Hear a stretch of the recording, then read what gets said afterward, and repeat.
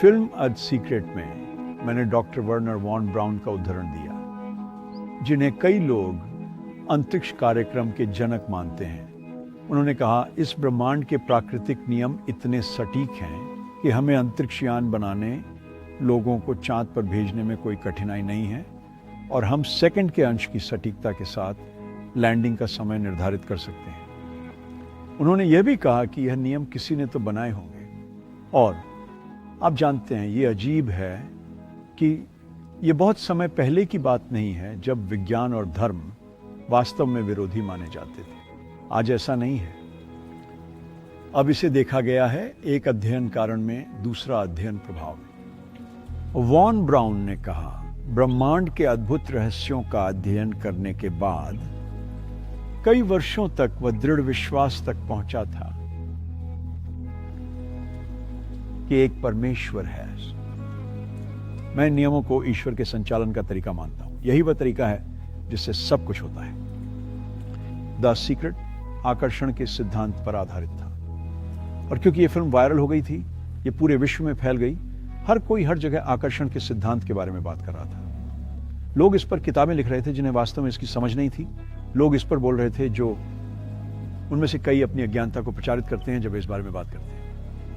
मैं इस निष्कर्ष पर हूं कि आकर्षण को अधिकांश लोग वास्तव में गहराई से नहीं समझते और मैंने इसे 50 से अधिक वर्षों तक रोजाना अध्ययन किया है और मैं आपको आश्वस्त कर सकता हूं, आकर्षण एक नियम है, लेकिन यह एक गौण नियम है।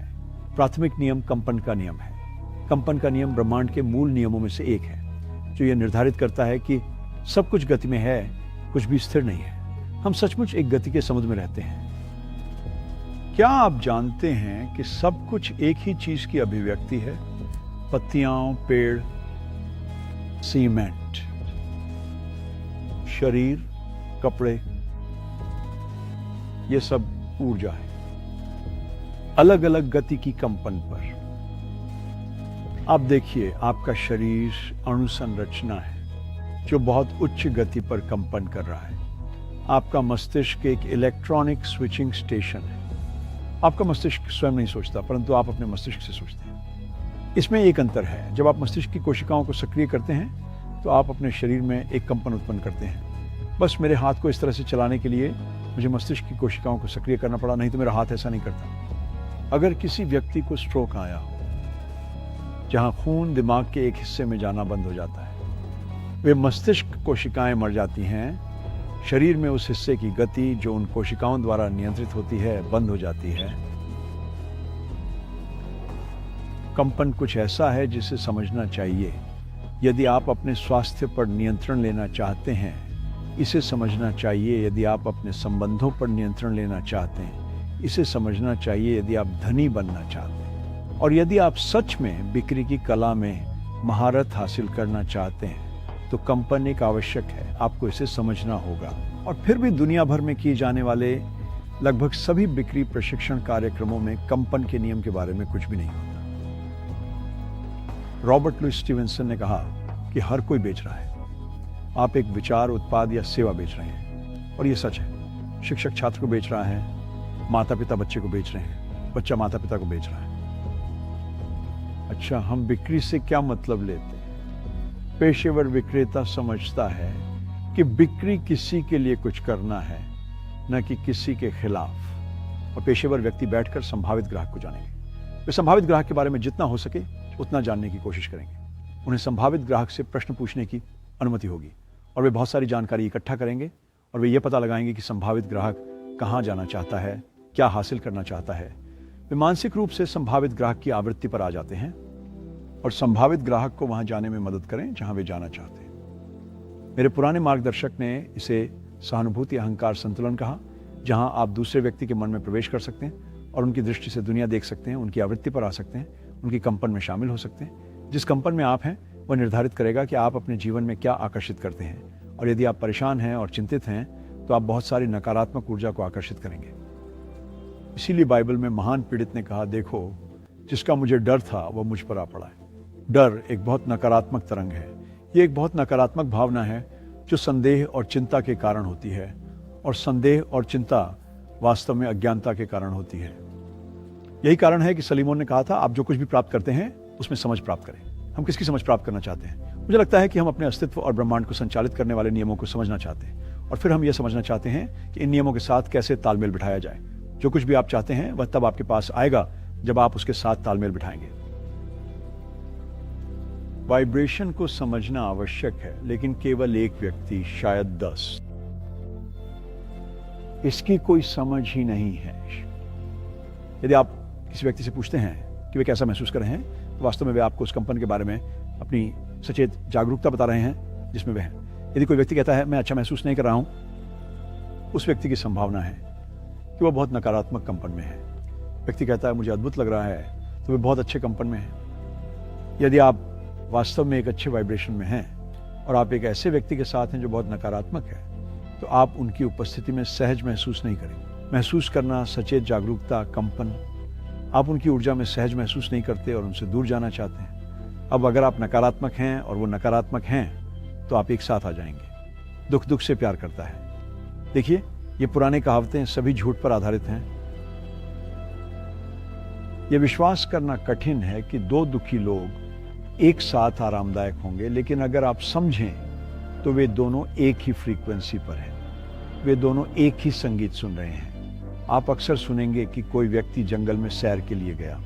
उन्होंने कहा कि यह बहुत सुखद था। क्यों? प्रकृति की वाइब्रेशन परफेक्ट है, इसीलिए जंगल में टहलने से आपको बहुत अच्छा महसूस होता है।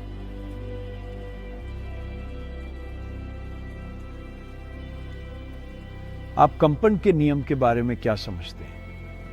यह अपने आप से पूछने के लिए एक अच्छा सवाल है। मैं आपको एक छोटा अभ्यास देने वाला हूं।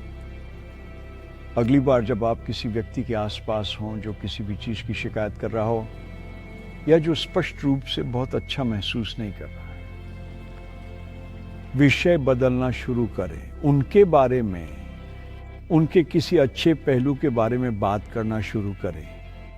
उनकी तारीफ करें, लेकिन इसे एक सच्ची और उपयुक्त तारीफ बनाएं। गलत प्रशंसा नहीं, चापलूसी नहीं। कोई अच्छी बात चुने जो वे करते हैं और धीरे धीरे विषय को उसके पास ले जाएं। उन्हें बताएं कि आप इस बात की कितनी सराहना करते हैं, कि वे इसे कितनी अच्छी तरह करते हैं, और तुम्हें पता है इस तरह उनकी ऊर्जा बदल जाएगी। तुमने उनके कंपन को बदल दिया है। अब इसके बारे में सुंदर सत्य यह है कि जब आप इसे करते हैं तो आप सीखेंगे कि जब आप खुद को अच्छा महसूस नहीं कर रहे हो, तब इसे अपने लिए कैसे करना है। वही सुंदर सत्य है। हम इस बात पर नियंत्रण रखते हैं कि हम कैसा महसूस करते हैं। मैं विक्टर फ्रैंकल द्वारा कुछ पढ़ रहा था, जो मैन सर्च फॉर मीनिंग के लेखक हैं, एक वियनीज मनोचिकित्सक, जिन्होंने युद्ध के वर्षों को एक नाजी कैंप में बिताया। उन्होंने कहा, हर स्थिति में स्थिति और आपकी प्रतिक्रिया के बीच एक अंतराल होता है, और उस अंतराल में आप तय कर सकते हैं कि आप कैसे प्रतिक्रिया देंगे। अब वह अंतराल केवल 1 मिलीसेकंड का हो सकता है, लेकिन उस स्थान में आप तय कर सकते हैं कि आप प्रतिक्रिया देंगे या जवाब देंगे।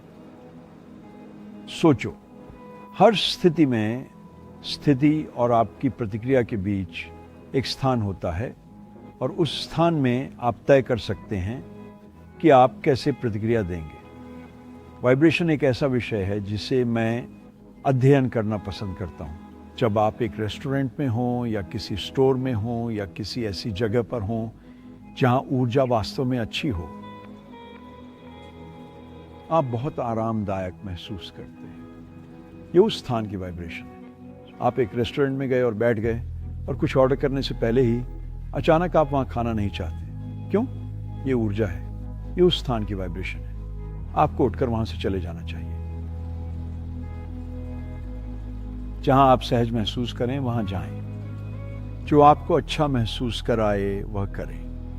यही कारण है कि लोग जो करना पसंद करते हैं, कभी काम नहीं करना पड़ेगा, वे अपनी पूरी जिंदगी एक अद्भुत ऊर्जा में बिताते हैं।